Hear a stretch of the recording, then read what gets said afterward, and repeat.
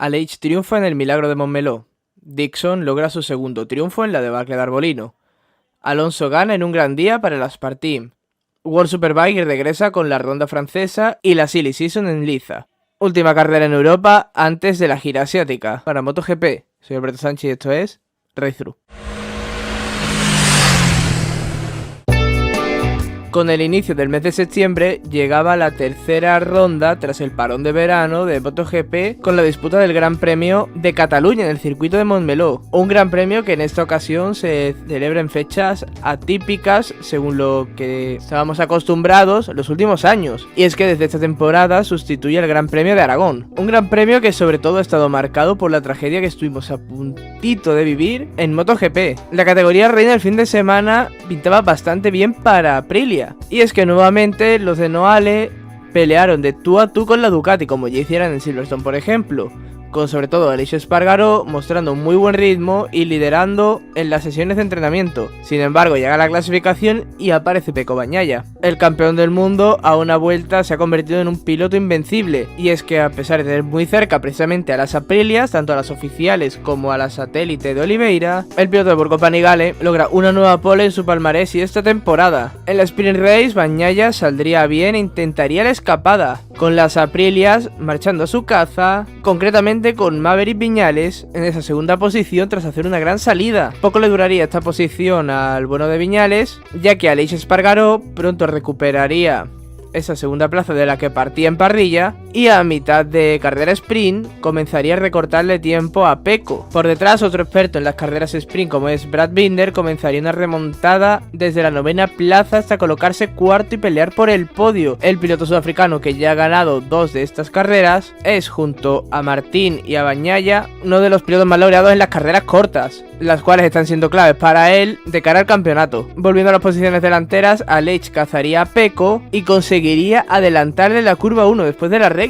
Y es que la potencia de la Aprilia se ha igualado bastante a la de la Ducati, o al menos aprovecha mejor gracias a la aerodinámica los rebufos. El piloto de Granollers se pondría líder de carrera y no soltaría esta posición, cruzando la meta en primera posición en un circuito que es para él como el jardín de su casa, pues nació y se crió a escasos minutos del circuito. Con esa logra también su primera victoria en una carrera sprint y la primera victoria de Aprilia en este tipo de pruebas. Tras perder la pole, el fin de semana remontaba para él y para los de Noale. Una marca, Aprilia, que estaba de doble celebración, pues Maverick Viñales cerraría el podio consiguiendo un 1-3 histórico para la marca italiana. Eso sí, la segunda plaza de Pecco Bagnaia supone un nuevo golpe en el campeonato respecto a sus rivales, pues Martín solo podría ser quinto y Marco Bezzecchi, que es el más perjudicado de esta carrera, sería octavo. Un Bezzecchi que llegaba a este circuito estrenando renovación con el equipo Muni VR46. El domingo la salida se convertiría en una técnica pesadilla, y es que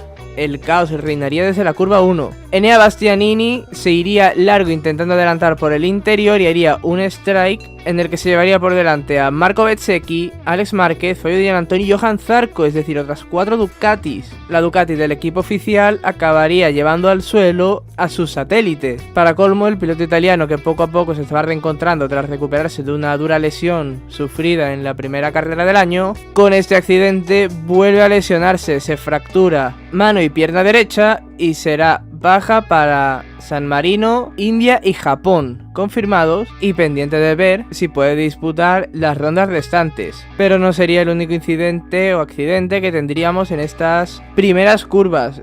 Y es que la tragedia sobrevolaría el circuito de Montmeló. Tras una gran salida de Pecco en la que llegaría a tomar bastante distancia respecto a sus rivales, el campeón del mundo perdería la rueda trasera en la salida de la curva 2 haciendo un high side. La mala suerte quiso que el piloto se quedara en mitad de la pista y empezar a rodar sobre sí mismo, lo cual en su medida sería buena suerte, pues instantes después de la caída Brad Binder pasaría por encima de sus piernas con su moto. ¿Y por qué digo buena suerte a la hora de girar? Pues que si llega a pasar Binder por la zona del accidente medio segundo antes, en lugar de pasar por encima de sus piernas, hubiera pasado por encima de su cabeza. Tras eso se decretaría bandera roja y lo que primaría sería comprobar la salud de Pecco. Bagnaia estaría consciente tras el accidente y se lo llevaría rápidamente al centro médico. donde las noticias tardaron en llegar, pero que fueron bastante optimistas. Y es que lo único que le habían encontrado tras realizarle un escáner era una pequeña lesión en sus piernas que no estaban seguros de si eran provocadas por el accidente o era una lesión anterior que tenía en la zona, tan solo 2 días antes del aniversario del fallecimiento de Shoya Tomisawa. En este caso, la muerte no ha podido hacer acto de presencia en el campeonato del mundo. Todo ha quedado en un susto y esperamos volver a ver a Pecco lo más pronto posible en pista. Tras la bandera roja se daría reinicio a la carrera con todas las motos en pista salvo las 2 Ducatis oficiales. Sin Bagnaia, Maverick se pondría primero en la salida, repitiendo la gran salida que ya realizó en la carrera sprint, compensando de esta manera las 2 malas salidas que ya realizaría en el Gran Premio de Austria cuando partía segundo. Por detrás le seguirían Aleix Espargaró y Miguel Oliveira, lo cual nos permitió ver por primera vez a 3 Aprilia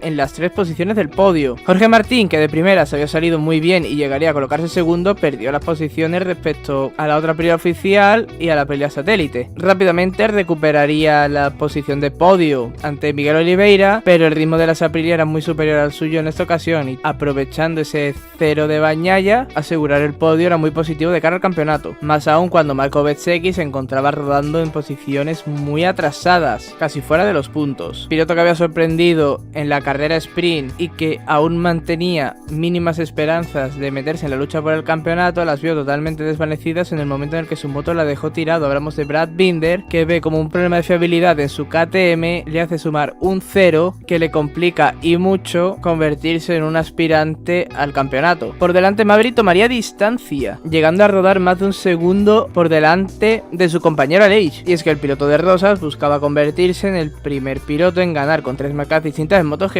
algo que no se veía en la categoría reina desde que lo hiciera Eddie Lawson con Honda, Yamaha y Cagiva. Con el desgaste de las ruedas, eso sí, a Aleix le daría caza y llegaría a adelantarle en la curva 1, una acción un tanto controvertida, pues el piloto de Granollers se iría largo, forzando a Maverick a salirse de la pista. Por suerte para Viñales, la escapatoria en esa zona del circuito es de asfalto, por lo que se pudo reincorporar sin mayores problemas. Aunque Aleix lograría también sacarle más de un segundo de ventaja, en la última vuelta se encontraría sin ruedas y Maverick se pondría a su cola. Sin embargo, no le daría tiempo a darle caza del todo y a poder siquiera intentar un adelantamiento por la victoria. Por tanto, Espargaró logra así su segunda victoria de la temporada, en lo que supone la redención con su circuito de casa tras lo sucedido la temporada pasada, cuando yendo segundo se equivocó y celebró esa posición una vuelta antes de tiempo, cayendo rápidamente hasta la 6ª plaza. Se trata además del primer 1-2 de Aprilia en MotoGP. La marca de Noales se establece como la segunda mejor marca de la categoría. Italia le quita el puesto de dominador a Japón en MotoGP. Tercero sería Jorge Martín, que mantiene la racha de Ducatis en el podio, un resultado que además le coloca en la segunda posición en el campeonato de pilotos. También hay que destacar la carrera de un piloto que está sufriendo mucho este año, pues su montura ha bajado notablemente el rendimiento. Hablamos de Fabio Quartararo, que después de realizar una carrera sprint horrible en la que llegó a rodar último, en la carrera larga saliendo desde muy atrás lograría remontar hasta la 7ª plaza, su mejor resultado de largo desde la carrera sprint de Países Bajos, lo que supone algo de luz en esta oscura temporada que está viviendo la marca de los 13 pasones. En Moto 2 tenemos que hablar de un piloto que destacó durante todo el fin de semana en un circuito que ya venía dándosele bien estos últimos años, y es que Jake Dixon sería el gran protagonista de la categoría intermedia.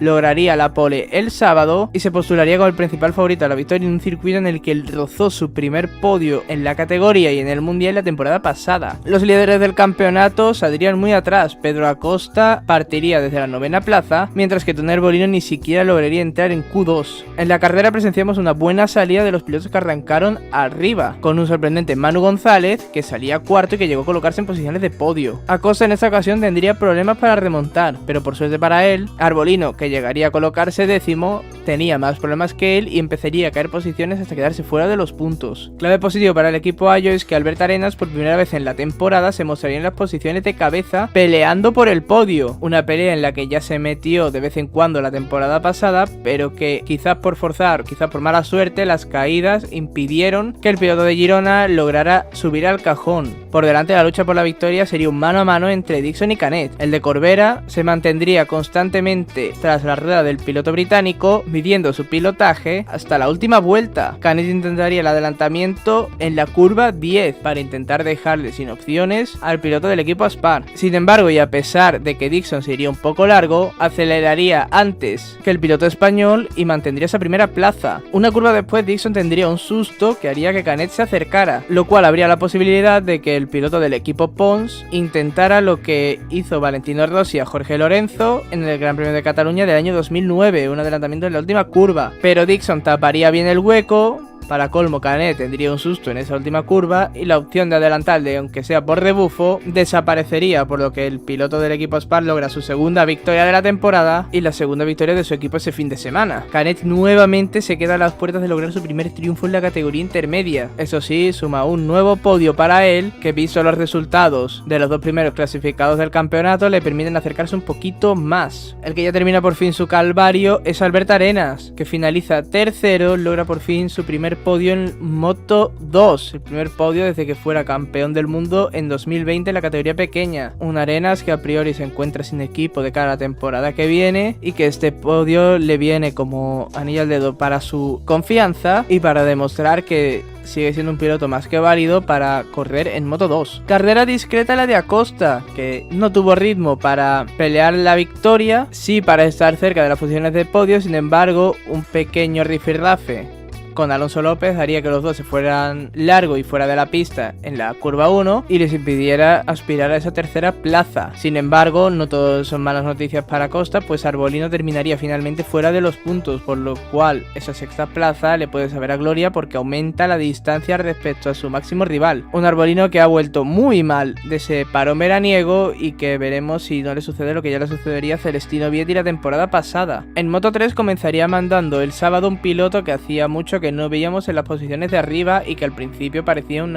serio aspirante al título. Iván Ortola, que logra así su primera pole en el mundial en la categoría pequeña. Le acompañarían en esa primera línea Denison Chu y un Joel Kelso, que tampoco le veíamos aquí desde la primera carrera de la temporada en Portimao. Holgado partiría un décimo y le tocaría remontar. En la salida, Jaume Masia lograría una muy buena arrancada y se colocaría primero, pero como suele pasar en Moto 3, escaparse no es una opción. Los líderes del campeonato, sin contar a Denison Chu, se encontrarían en la parte trasera del grupo al principio. Holgado y Sasaki les tocaba remontar si querían que el piloto turco no les recortara muchos puntos. Ortola, por su parte, que sale en la pole, se iría hacia atrás. En esa remontada estaban muy presentes también los David, tanto Alonso como Muñoz, que acompañaron al actual líder del campeonato a las posiciones altas de carrera. El colombiano tenía un ritmo endiablado y quería repetir lo que logró en Silverstone y lo que llegó a aspirar en Austria hasta que se fue al suelo. Como suele suceder en esa categoría, en las últimas vueltas, el grupo, bastante numeroso, comenzaría a agitarse, por lo que los toques y las caídas se estaban acercando. Y como suele ocurrir, cuando se acercan, acaban llegando, y en este caso supondría un drama para el campeonato. Dani Holgado se iría al suelo en la última vuelta tratando de ganar posiciones para acercarse al podio. Un nuevo cero para él en el campeonato, también por una caída. David Muñoz rozaría con la punta de los dedos su primera victoria en el mundial, y es que con un gran movimiento pasaría de estar tercero a estar primero en la curva 10. Parecía que lo podía tener, pero se fue un poco largo en la siguiente curva y David Alonso le rebasaría de vuelta. Muñoz no se conformaría e intentaría adelantarle en la última curva, como haría minutos después Canet con Dixon. Sin embargo, no lo lograría y al abrirse un poco pasaría Masia. El problema vino justo después, cuando haría recuperar la línea de trazada, sería embestido por Denison Chu, que venía muy fuerte desde atrás, y lo tiraría al suelo, pasando de un podio casi seguro al cero. David Alonso lograría su segunda victoria en el campeonato y se convierte sin duda en el piloto revelación de la categoría. Masia, por su parte, recupera sensaciones tras 2 ceros consecutivos y estos 20 puntos que le recorta a Holgado pueden ser vitales para volver a meterse en esa lucha por el título, y es que el campeonato es muy largo. Oncho en un principio terminaría tercero, sin embargo esa acción con Muñoz tendría consecuencias y sería sancionado con el equivalente a una doble long lap, es decir 6 segundos, mandándole a la 12ª posición. Esto provocaría que el tercero pasara a ser su compañero y también piloto sevillano José Antonio Rueda, que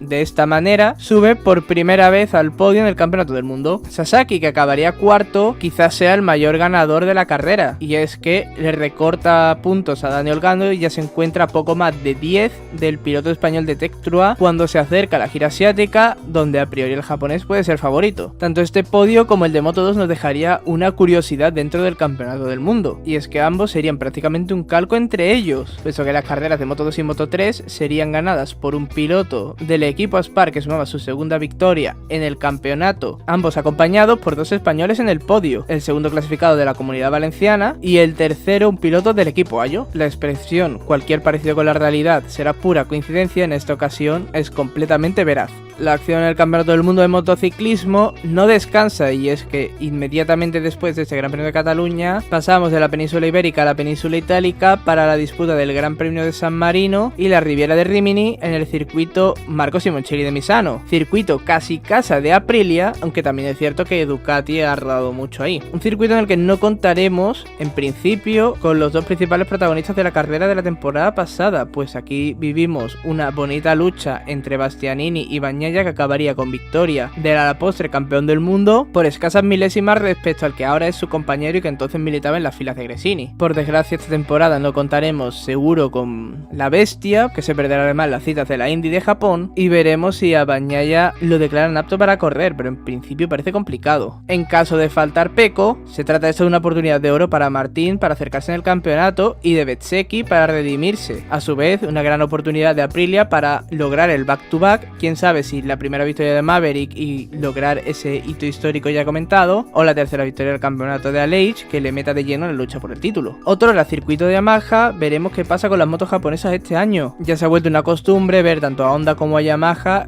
en la cola de la parrilla circuito tras circuito. Veremos si pueden compensar esa falta de potencia en un circuito en el que no es tan importante, y aunque sea los podemos ver peleando, sobre todo a la Yamaha, por el top 10. Moto2 Arbolino llega a casa en plena caída libre. Se trataría entonces de un buen GP para reivindicarse si quiere seguir aspirando al campeonato, que la sombra de lo sucedido con Vietti la temporada pasada acecha, y es que también en este circuito, también como piloto de casa y también buscando reivindicarse y reengancharse a la lucha por el título, el piloto del Fantic, de aquellas Muni Verde 46, se iría al suelo cuando lideraba la carrera. Veremos qué sucede en esta ocasión con Tony Arbolino, que de momento está siguiendo una trayectoria similar. En Moto3, el cero de Holgado puede marcar un antes y un después en la lucha por el título. Dependerá de lo bien que le vaya el piloto español de Tetra en este circuito, y veremos cómo se comporta la Honda, en este caso Jaume Masia, en una pista en la que tradicionalmente su moto ha ido bien y que en los últimos años ha podido igualar un poco el rendimiento de la KTM, pero la diferencia este año es sideral, y salvo Masia no hemos visto a ninguna otra Honda ser competitiva más allá de la victoria de Suzuki en Agua en Argentina. Veremos a partir del viernes dónde se encuentran esos libres 1 que arrancarán a las 9 de la mañana con Moto3 y que cerrarán a las 11:30 con MotoGP. Libres 2, como siempre, 1:15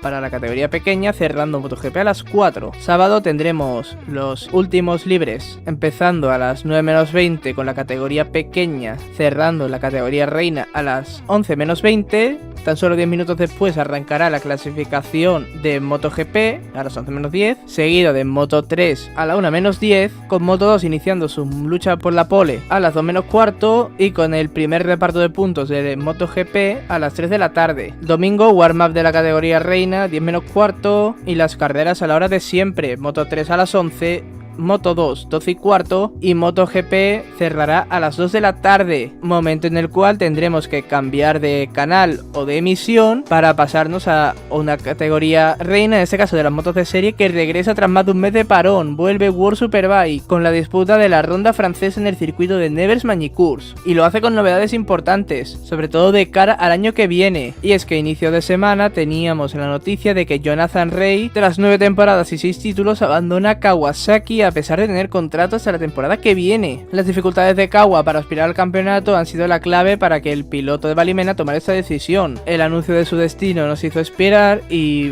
pocas horas más tarde de anunciar su marcha se anunciaba también su llegada a la moto que dejará esta temporada Toprak Razgatlioglu. Jonathan Rea será piloto Yamaha las próximas 2 temporadas. Se resuelve así una de las incógnitas que nos dejó el movimiento de Toprak a BMW, y ahora se queda la puerta abierta para saber qué piloto acompañará a Alex Lowes con la moto verde. El que ya sabemos que acompañará a Álvaro Bautista la próxima temporada en el Aruba.it Ducati es Nicolo Bulega, El piloto italiano, que ya compite para esta disciplina en la categoría de Super Sport, está realizando un gran año en la segunda categoría del Campeonato del Mundo de World Superbike y debutará con la mejor moto de la parrilla. Por tanto, tocará ver qué le depara en el futuro a Mikel Rinaldi, a Axel Bassani, que también aspiraba a esta moto, que seguramente se quede en el equipo Motocorsa, y veremos qué tal se adapta a la nueva categoría un Nicolo Bulega, que en el CEP se convirtió en un piloto que estaba llamado a ser generacional, que sin embargo en el Campeonato del Mundo, tanto en Moto 3 como en Moto 2, nunca le vimos llegar a ser lo que se esperaba que fuera de él. En Super Sport parece haber recuperado la felicidad y las sensaciones. Veremos si no volvemos a ver al Bulega del Mundial de MotoGP y si seguimos viendo al Bulega de Super Sport. Pero eso ya lo analizaremos la temporada que viene. Volviendo a lo que nos interesa en un futuro más cercano, toca analizar la ronda francesa que se disputa este fin de semana. Un circuito de Nevers-Magny Course en el que Toprak Rajateul lograría su primera victoria en el campeonato. Un circuito en el que Axel Bassani lograría su primer podio en el campeonato y en el que vivimos la temporada pasada una de las acciones más controvertidas de la temporada, con ese choque entre Rey y Bautista que acabaría con el talaverano por el suelo. Una ronda en la que Toprak sería el gran vencedor y que le haría recortar puntos respecto a un Bautista que finalmente se acabaría haciendo con el título. Un circuito que pudo ser clave en el devenir del campeonato y que veremos si lo es esta temporada, puesto que venimos de 2 rondas en las que hubo acercamientos en la parte alta del campeonato que a la vez quedaron totalmente neutralizados. Y es que el reventón de Toprak en la carrera 2 de Moss dejó prácticamente nada esa remontada que estaba empezando a cocerse desde la caída de Bautista en la segunda carrera larga de Imola. Veremos a ver si esto nos supone una vuelta atrás al dominio abrumador de Ducati y si la Yamaha, en este caso concreto Toprak, vuelve a darle guerra al vigente campeón del mundo, cosa que empezaremos a analizar a partir del viernes con los libres 1 disputándose a las 10:30, mientras que los libres 2 serán a las 3. Sábado tendremos los libres 3 a la hora de siempre, 9 de la mañana, con la Superpole a las 11:10 y la primera carrera del fin de semana a las 2 de la tarde. El domingo, eso sí, cambia el horario de la segunda carrera. Mientras que el warm-up se mantiene a las 9 y la Superpole Race a las 11, la segunda carrera larga del fin de semana, para no coincidir con MotoGP, se disputará a las 3:15 de la tarde. Fin de semana cargado de motociclismo el que nos separa y que esperamos disfrutar mucho y tener mucho de lo que hablar la semana que viene. Hasta entonces, a seguir dando gas.